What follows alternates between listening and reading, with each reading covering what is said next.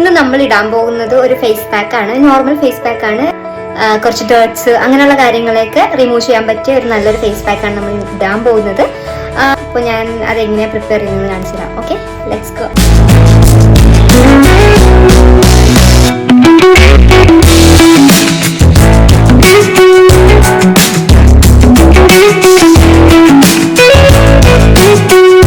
Apply ചെയ്യാം അല്ലേ. നമ്മൾ ജസ്റ്റ് മിക്സ് ചെയ്യാണ്.